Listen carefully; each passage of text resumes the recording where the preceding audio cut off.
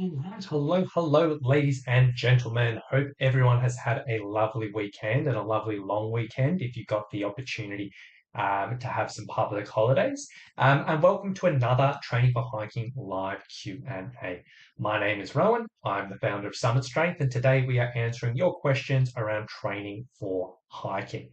Now, basically, if you haven't come to one of these streams before, what I do is essentially anyone who is on live who does have a question around training or physical preparation for hiking, if you want to plug them into chat, I'm more than happy to cover any topic you want, which is obviously within my realms of expertise. On top of that, I also do have a few questions which have been sent in prior, which I'll be working through and covering. Now, today, coming back from a long public holiday, long weekend, I'm absolutely frantic with a million and one things I'm going on. So today's going to be relatively short. I've had sort of three questions I want to cover, which have been sent through prior to this, plus obviously anything that may pop up live. So with that being said, let's just get into the questions and get this up and running. So question number one is what we are talking about to start off with is hip flexor pain. And hip flexor pain, really common for a lot of people. And the specific question we got had come up in the group just the other day was just asking, hey, I suffer a bit with hip flexor pain, specifically after running fast. How can I tell whether this is mobility or whether there's a strength issue? And there's a little bit of context that goes into this, so I figured it would be worthwhile covering on this chat so we can get into a little bit of detail. Now, if you're not aware of what the hip flexors are, basically a series of muscles around the front of the hips, which are responsible for basically flexing the hips, bringing the knees upwards. A lot of hikers do struggle with this for a bunch of different things. Now, when it comes down to this type of stuff, a lot of people, like over the years, have been told again and again and again, hey, people have tight hips. And they've been told every single problem under the sun comes down to people having tight hips. And it is very true that a lot of people do have tight hips because we spend a lot of time sitting day to day. Our hips are stuck in that flex position. And naturally, a lot of people tend to get in that area relatively tight. But on top of that, basically, that was a thing that people said for years and years and years and years and years. And then maybe 4 years ago, 3 years ago, it kind of goes in like waves as everything does in the fitness industry, is people started talking about hip flexor strength. In the sense they sort of said, hey, you know what, actually, you've been stretching your hips for years and years and years, and that's not making any difference. What you should be doing instead, you should be strengthening this area. And if you strengthen this area, this will cure all your ills. So these days, you'll kind of see the both sides of the argument, like online. You'll see people talking about hip mobility all the time, and they'll talk about strengthening all the time. Now, coming back to this specific question, someone asking like how can I tell whether it's a mobility or a strength issue? It is a little bit tricky in the sense that when it comes down to this type of stuff, actual diagnosis around hip mobility strength versus hip flexor strength versus hip flexor mobility is a little bit tricky. Now, if you went to a physio or physical therapist, they could probably figure this out for you. They could go through some specific strength tests for your hips to see where your strength lines up on things. And they could do some specific mobility tests and see where you line up. But in all honesty, trying to self-diagnose it, it's a little bit tricky. On the strength side of things, there's no real way you can figure this out. Like there are different ways people sort of say, but in all honesty, it's kind of shooting in the dark. The same thing in the mobility stuff. Like a lot of people will do tests and do assessments, and there are a lot of assessments out there, but it's very easy to misinterpret these things. It's very easy for them to, kind of not get the right context. In the sense that one thing I used to do for a lot of my online clients, used to get them to do an overhead squat assessment. And it basically is just a movement screen assessment where they would try to hold a pole or a trekking pole above their head and they would squat down and up. Now, natural thinking for a lot of people is like when you're taught that assessment, sort of says, hey, if you go and squat and you fall over forward, and basically you're squatting, can't keep your torso upward, fall over forward, you're typically taught, hey, that is a factor of your hips being tight, which may well be. But there's also other factors that goes into it. There's ankle mobility. Maybe that's affecting this. Maybe your squat stance, maybe like your strength through the back and this and that. There's a bunch of other things. So in all honesty, trying to self-diagnose mobility is a little bit tricky. But even though actually diving into this and answering this specific question, how can I tell whether this is a mobility or strength issue, is a bit tricky, it doesn't have to be super complicated when it comes down to this. Because in general, when it comes down to this type of stuff, unless you are well aware that you are hypermobile, unless you're the type of person who feels like a big range of motion everywhere, you've never had an issue with that, unless you're the type of person who does lots and lots and lots of yoga and mobility and stretching is just part of your life. In general, unless you fall into those situations, you're probably going to get some benefits from hip mobility. Most people, as we said, spend a lot of their days these days just sitting down and not getting a huge amount of movement. A lot of people are sort of go to, just do have a bit of tightness through this area. So it's safe to say that unless you have hypermobile hips, you probably will get some benefits from working this, whether it's from your running, whether it's from comfort, or whatever it may be. And on top of that, probably, 95% of people who get sore hip flexors will probably benefit from working on hip flexor strength, purely for the fact that the hip flexors often get neglected. Like it's not something that lots and lots of people are overtraining. It's not like it's something that so many people are already training and it's still causing them issues. Hip flexors, very, very few people have actually explored specific training for it. So it's definitely something worthwhile looking in. So if you're getting hip flexor pain, mobility and strength, unless you're aware that you're hypermobile, it's probably going to be beneficial, regardless of whether one thing is more pressing than the other. Now, on top of this, is if you are getting pain in this particular area, then we also need to be aware of, okay, what are some other specific things that can often trigger this pain and how can we get on top of it? Now, in this situation, like after running fast, one of the contributors to getting sore hip flexors can be quicker running. If we are running at a pace that we're quicker than we're used to, those hip flexors do a lot of work. So that can be a factor. Same thing for hiking, because obviously we're talking about training for hiking here. If you are walking or hiking at quicker speeds than you're used to, that can sometimes lead to sore hip flexors. So another thing. Another risk factor that a lot of people get with hikers is heavier footwear than what we're used to, in the sense that sometimes we'll walk and hike in certain footwear, and we'll do that all fine, not an issue in the world. And then all of a sudden we're like, hey, we're going down this particular hike. I actually need to wear full heavier boots, and because that's what I need to be, I haven't done any walking in that. Then all of a sudden the body's not used to it, and the hip flexors can sometimes get a little bit uncomfortable. And then the other trigger we often see in the hiking context is just lots of elevation. Just if you're going up and up and up and up and up, upstairs, up hills, and you're not used to that, that can be a bit of a trigger. So with all that being said, let's talk through some solutions and what some specific stuff you can look at when it comes down to this. Now, when it comes down to hip mobility, there's a million and one ways you can go about mobilizing and stretching your hips, and there's a million and one exercises out there. I'm going to talk you through three exercises which I quite like, which are very, very simple. I get a lot of my hikers doing it, and I feel like it covers a lot of the bases. Now, where we typically add in hip mobility, like a lot of people say, hey, if I'm trying to get flexible, I'll just do lots and lots of stretching. I'll do separate stretching sessions, this and that. But from experience, a lot of people may do this once or twice and they just don't stick with it. Staying with mobility, staying with flexibility is just like, just getting the routine is tricky. So sometimes we want to make this a little bit easier. Typically for me, with my hikers, where I fit my mobility in is usually I'll get people doing some mobility in their warm-ups. Warming up is always going to be a good thing anyway, and working on some specific mobility while you're warming up can be an easy way of preparing for your workouts, but also working on these areas as well. So if you're going out and run, you're like, hey, I'm going a bit quicker. I'm aware my hip flexors get a little bit sore. Bit of a warm-up can go a long way. On top of that, when you're doing your strength training, a really, really nice place to add in mobility into your week is just add into rest periods of strength training. Because typically, if we do strength training, a lot of people will do an exercise, they'll rest. They'll do the exercise, rest. Do the exercise, rest. That's typically how we approach strength training. But in those rest periods, a lot of wasted time. So sometimes just filling in a little bit of mobility during that time, it's not very strenuous, it's not very difficult, but it can be a nice way of adding things in. So three stretches that I quite like in regards to hip mobility, which can go a long way. Number one is the modified world's greatest stretch. Now, this is one of my favorites. If you ever worked together and worked with me before, you've probably seen this in your program. Really, really nice exercise, which gets a little bit of mobility in the front of the hips, also a little bit of upper back mobility as well.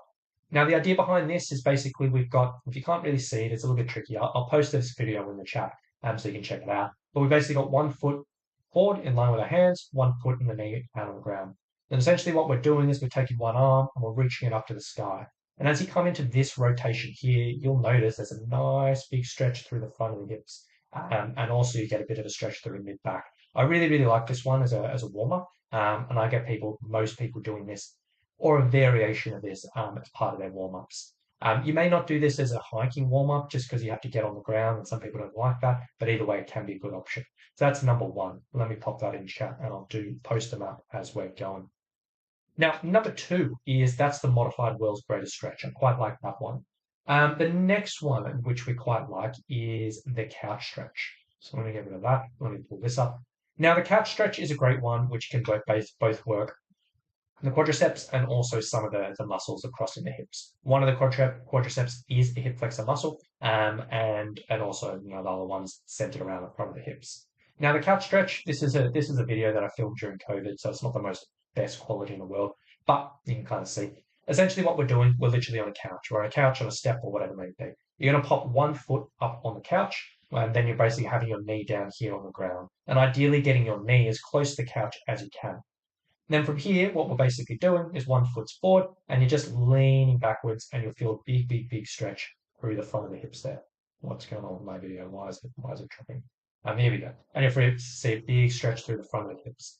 This one can be quite nice. It really, really does hit that area, hits the quads as well, can be really, really good. It is quite intense, so some people may not be able to do this one, so you may just sort of see how it feels, but it can be a decent option. And that's a nice bang for your buck one. So I'll pop that in chat for both of those as well. And then the third one, this one's a little bit more gentle compared to those other ones. It's a seated adductor stretch. So the adductors are the muscles of like your groin muscles, basically. This particular one, again, your groin muscles, the ones crossing in front of the hips, you'll probably be able to stretch this out as well. This can be a nice one just to add into your rest periods. And literally just sitting here. A lot of people are familiar with this, where you're basically sitting in this position, just dropping your knees down and holding this for 60 to 90 seconds or something. Very, very, very simple, but can go a long way. So when we're looking at hip mobility, those are three simple ones that can slot into your week and slot into your workouts, which can go a long way. Now, that's mobility. Next one, let's talk about strength. So as we sort of said, most people, in all honesty, will get some benefits from strengthening up the hip flexors. In the hiking context, the hip flexors do a lot of work when we're going up hills. And sometimes if we can just build up the strength in this, it can really, really help. Now, this doesn't have to be too complicated. There's a lot of fancy ways you can go about it, but in all honesty, it can be very, very straightforward. One place I like to start is like what's called a hip flexor hold, where essentially what you're doing is you've got a mini band, a band wrapped around your feet, and essentially all you're doing is just holding this position. What you'll notice is a little bit of tension in the band, holding this position where the hip flexor will kind of be working quite a bit. This is a really, really nice place to start with this type of thing. You'll notice the hip flexors start to get a little bit tight. Sometimes they can get a little bit crampy, but let's see how we go. So you may hold this for like 30 seconds, 45 seconds, or whatever it may be. If you can hold it longer, you may want to use a thicker band, and you can hold on to something for balance here. Can be a decent option.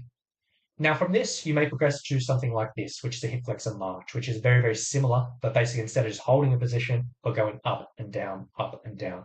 And here we can basically just get a little bit more of an active movement. We can strengthen up that area, and it can be quite good. Again, with this type of thing, you can make this as simple or as difficult as you want. In all honesty, like this, you can load up with a bit of weight, a bit of resistance, so you don't want to be in a position where you can just do this all day and just go and go and go and go. But you want a bit of a challenge there. So let me share those two into chat, and you can kind of check them out. And you may just slot those into your strength workouts. This kind of counts as core training, in all honesty. So wherever you're doing the core training, that can go a long way. Did I pop both of them up, or did I just put one of them up? Let's put this one up as well. So pop that up, pop that up. Cool. And then what you can do is if you've done this for a little while and you're like, okay, I've been doing these hip flexor things for a little while, what's next? These could be a nice thing where you can basically use as progressions for your normal core training. So a nice exercise I like, which could be a progression from a typical plank, is doing a hip flexor hold with your plank. We're basically in a high plank position. We've got the band around our knees, and essentially we're just driving one knee forward and holding. Now, this is a pretty advanced core exercise because it is difficult because obviously you're holding that plank position, then you're getting that hip flexor, you're only on one leg. But this can be a creative way where you basically take hip flexor strengthening and also core strengthening and put them into one. And that can be quite a nice progression if you're looking for something that's a little bit more difficult. On the flip side of things, side plank hip. Another way of going about that is doing something like this, where we're basically doing a side plank, but pretty much doing the same thing, where essentially you're in a side plank position, driving that knee forward, holding this for like a second or two, and then coming in. And this can be another really, really good option in regards to just challenging yourself with this stuff and having some nice combination exercises. So let me pop them into chat as well. So that's your strength. We talked about mobility, talked about strength, then specific triggers. Basically, with this type of stuff, as we sort of said, there are some specific things that comes into hip flexors, which can make it a little bit tricky and can sometimes aggravate things. So what we want to think about is, okay, if we are getting triggered and the hip flexors are getting sore, how can we actually train the hip flexors in these areas? For example, if you get sore hip flexors after faster hiking or after quicker running, then you may think about, okay, maybe I'll do some interval training during my week. Maybe for my hyper walking, I'll go do some tempo walking around the neighborhood. I will go for a minute or two at a normal pace, then I'll go in for a minute or two at a quick pace, then slow, fast, slow, fast. So you can expose the hip flexors and the body to those types of speeds. Same thing with the running. If you're aware that, okay, I don't run quickly regularly, but whenever I do push the speed, this gets uncomfortable. Maybe worthwhile doing some running intervals where you may run quickly for 2 minutes, walk for a minute, and just do a bit of that so you get exposed to that type of thing. Can go a long way. Or alternatively, with the heavier footwear, if you're aware that, hey, sometimes I hike in boots, sometimes I hike in lighter things, and when I hike in boots, I get a little bit sore, then just think, how can I train in my heavier footwear? Can I do some loaded pack walking or just some walking sessions in my boots so the body stays familiar with things? Or do my hip flexors get sore in elevation? Maybe I'll do some box step sessions of just getting a step and just going up and down, up and down, up and down on a step. That can go a long, long way. That can actually be a nice way of combining the heavier footwear where you do those step sessions with your boots, and that can be a nice bang for your buck thing. So when it comes down to it, as a summary, sometimes it can be hard just diagnosing this and figuring this out without actually having someone hands-on with you. But with that being said, most people are probably going to get some benefits from hip mobility. So you might as well add that into your week unless you're aware that you're hypermobile. And most people will probably get some benefits to hip flexor strengthening if they're aware they get a little bit of pain. It's not going to be detrimental. It's not going to be bad. And more than likely, it's going to be useful. So hopefully that gives you a little bit of insight there. So next up, coming up, let's talk about core training. Actually, yeah, let's talk about core training. So this is a question I got the other day. This specific person watched one of my videos talking about core training for hikers. And in my videos, they often you'll quite often hear me talking about a few specific exercises. And the question was, I'm starting to focus on my core. I saw the 3 exercises you recommend: dead bug, side plank, and hayloft press. Are these to be done every day? Do you recommend 10 reps of everything? For context, I'm an older female hiker. I'm just looking to get strong and avoid injury. So when it comes down to this, if you've ever watched any of my information on core training, you'll often see me recommending the same 3 exercises again and again and again. Now, this isn't because these are the only exercises I use for hikers. This isn't because of the only exercises that I love for hikers, just because these 3 exercises, I think they're a really good starting place for people. And I think they cover a lot of bases during core training. So to give you context on what the exercises are, the dead bug is number one, which is a really, really simple exercise, but really, really good at developing a specific type of core strength called anti-extension core strength. Really, really good. This is a simple starting point, and you can go up 4 or 5 or 6 different versions where you can make it a bit harder, a bit harder, a bit harder, a bit harder. One of my favorite exercises for hikers. And I'm going to pop these all in chat as we go through. Now, number 2 is like a side plank. So we showed like an advanced side plank version before. This is more of a basic one. This works the core in a slightly different way. Very, very accessible for a lot of people. Very, very, very specific. And this works what we call anti-lateral flexion strength. And I'll pop that in chat as well. And then the third one is one that a lot of people may not have come across before, but this is what's called a pale-off press. So sometimes can be a little bit tricky seen in this video, but basically what's happening is we've got a band looped around a pole over there. And and then we basically anchored a little away from the pole, and we've got hands holding the band at our chest. And essentially what we're doing is with the band in our hands, we're pushing out, I'm pushing in, I'm pushing out, I'm pushing in. And the idea behind this is as we push out, the band's trying to pull us around and rotate us around. So we're trying to fight that. And this is working what's called anti-rotation core strength. So this is a really, really good option as just complementing those other exercises as well. So when it comes down to those are the 3 kind of big exercises that I really like for a lot of hikers, and it can go a long way. So coming back to the question, how often should I be doing these? Should I be doing these every day or whatever it may be? Realistically, whenever it comes down to any type of strength training, and core training is classified as strength training, you don't have to be doing these exercises every single day. If you ever see someone talking about, hey, this is a great video, a great exercise for hikers, whatever it may be, it's very, very, very rare that you have to do something every single day. Typically, when it comes down to it, I would recommend hikers do strength training. And as I said, core training is part of your strength training. I would typically say hikers want to aim to train maybe 2 to 3 times a week of some type of strength training, anywhere from 20 to 60 minutes at a time, depending on. Some people, if they have lots of time, they may train more. Some people, if they're super, super tight for time, they may train less, but 2 to 3 times a week tends to be the sweet spot. Now, when it comes down to these exercises I'm talking about, and pretty much any other exercise out there, there may be some exercises which you do which carry over in each of those workouts. Typically your warm ups, like I like to keep a consistent warm up for people every single workout because you're still getting in the mindset of things and this and that. There may be some priority exercises. Maybe a physio's told you, hey, I want you to do these multiple times a week or whatever it may be. And there may be a few exercises you carry over in every single workout. But there are a lot of exercise you do in your workouts are probably only going to be done once a week. You don't have to be doing these things multiple times a week. For example, a squat. You can probably just do a squat once a week. You can probably do a lunge once a week. You can probably do a glute bridge once a week, or whatever it may be. As long as we are doing these exercises with intention, meaning we're actually focusing while we're doing the exercise, meaning we're actually trying to go in and challenge ourselves and push ourselves, and we're not just sort of just floating around doing nothing. As long as we're doing it with intention, and week by week by week, you're progressing things and making things a little bit more difficult. This is the main thing, and then you can ultimately just get each exercise done once a week. Now, going back to the original question for the core stuff, how would that sort of look like in a week? In the context of core exercises, there's a million and one ways you can go about this, but typically what I usually do is I like dead bugs as part of a warm up. Feel like this is a nice gentle exercise, which can be a nice way to get the body moving, get a bit of coordination moving, work on that sort of core bracing so you're ready for that.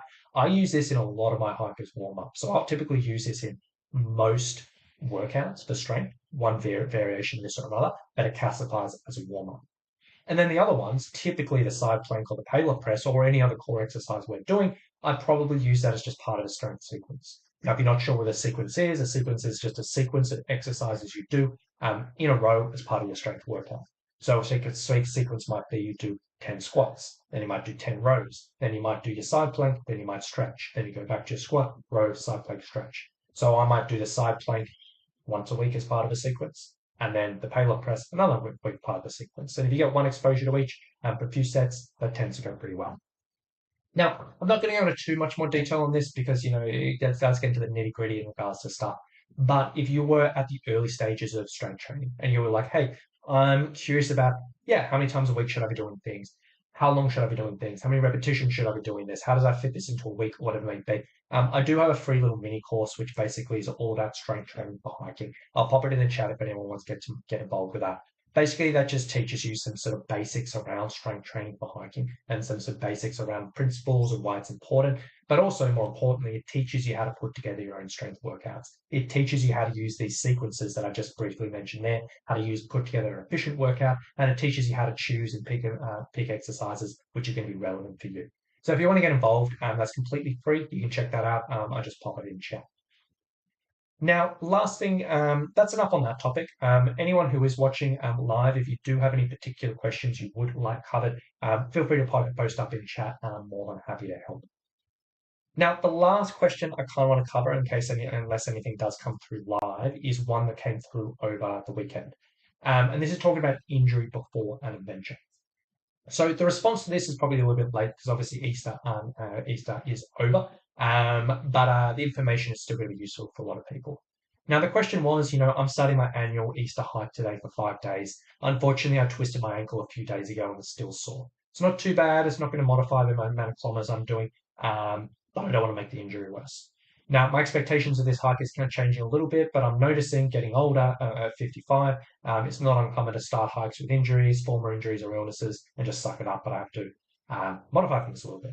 And then she was just asking anyone else deal with this and any suggestions for an attitude adjustment. In all honesty, when it comes down to this, this is such a common thing for so many people out there, whether they're training or not. In the sense that accidents do happen. We can roll our ankle, we can slip over, we can get run over by a dog, we can be moving furniture and tweak our back or whatever it may be.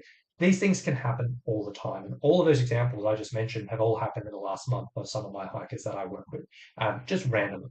And realistically, when it comes down to training and physical preparation, we do a lot of training to try to minimize the risk of these things happening. Because if we can build up strength and resilience and fitness, sometimes we can minimize the risk.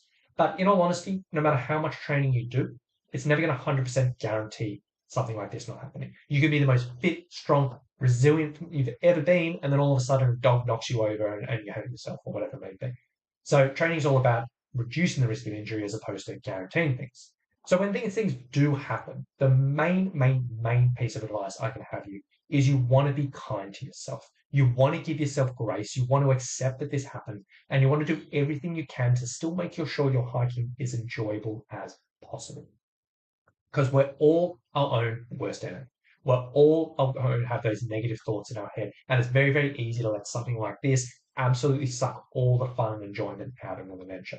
So my advice when it comes down to this, four things if you pick up an injury, which isn't a trip ender, but it's sort of something that you're going to have to manage, four things that I would recommend.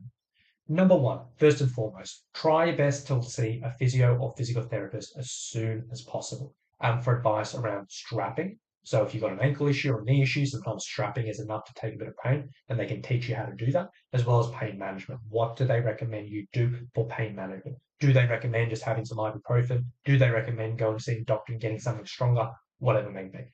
I fully understand that may not always be accessible, but if you can see them, best bet is a physiotherapist. If not, try to see a doctor. They probably won't really be able to help you with strapping. Um, some may or may not, but at least they'll be going to give you pain prevention stuff as well, pain management stuff. So go down that route. Number two, what we really want to think about is when it comes down to this type of stuff, we need to be aware of the mental side of things. Because it's very easy when we've got pain for us to get really negative on the trail. We're hiking along, we're like, oh my gosh, this sucks. Oh my gosh, I'm sore. Oh my gosh, this is all happening, or whatever it is. Very easy for that. One thing we need to be aware of is negative thoughts can actually amplify our pain. Sounds a little bit funny, but there's a big component in regards to our pain response from the mental side of things. And if we constantly are thinking negative, if we're constantly thinking about the pain going, this sucks, it can actually get a little bit worse. So we want to make sure that we are not getting stuck in that negative spiral when you're on the trail, and we want to break negative thoughts as well as we can. One simple way of going about this is coming up with a positive mantra.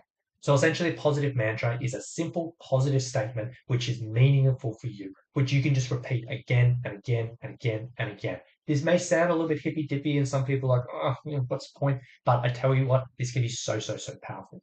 So a simple positive statement may be, hey, I'm fit, I'm strong, I feel good. Could be as simple as that. For me, I've got gone through many different iterations. I often say to myself when I've got things coming up, I'm strong, I'm powerful, I'm unstoppable. That for me is really meaningful. That for me has got me through a lot of tricky things. But it could be literally anything for yourself. Just have to think about a few words, simple, positive statement, something that means something to you. Then essentially what you want to do, and this can sometimes be easier said than done, but what you want to do is every time you start to feel like your thoughts are spiraling, when you're on the trail, like, oh, my ankle hurts, or you know what, I can't believe this happened, or you know what, I'm getting old, or you know what, whatever it may be, anytime you start to feel like those thoughts are spiraling, then you just want to repeat the mantra again and again and again and again, and just keep on repeating it. It's almost like meditation, and again and again and again until that negative thought pattern is gone. And then it may come back in 5 minutes or 10 minutes and you start saying it again and again and again and again. So not only are we getting the benefits from that positive reinforcement, but we're cutting out that negative. It sounds a little bit funny, but it can be so powerful. Next up, hiking. When we are, pick up an injury beforehand, realistically, we just need to be nice to ourselves. We need one of the most significant things you can do to rest an injury or give it a little bit of space is just pulling back your hiking pace. Taking back your speed can take pressure out of your feet, out of your ankles, out of your knees, out of your hips, out of your back. It is one of the simplest things you can do to reduce things back a little bit. So just give yourself permission. If you typically get through a certain amount of kilometers in a certain amount of hours, give yourself permission just to pull it back, take a little bit longer. If you're worried about getting through the whole day, maybe just wake up a little bit earlier so you have a bit more time to get through the day before it gets dark. Give yourself permission. On top of that, give yourself permission to take more breaks. You may need to rest a little bit more. You may need to sort of give yourself a little bit more love. So if you typically break 2 or 3 or 4 times over a day, give yourself permission to maybe take 5 or 6 or 7 small breaks. Simple stuff, but if you give yourself permission, if you go in with that intention at the start, you can actually do it.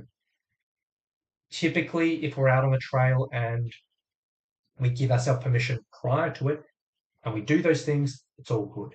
Alternatively, if we're out on the trail, then halfway through the day, you're like, oh my gosh, everything sucks. Now I have to pull back the pace. Sometimes we can feel a bit defeated. We can start beating ourselves up because we didn't accomplish what we were doing. So definitely worthwhile looking there. And then finally, last thing I'd sort of say is enjoyment.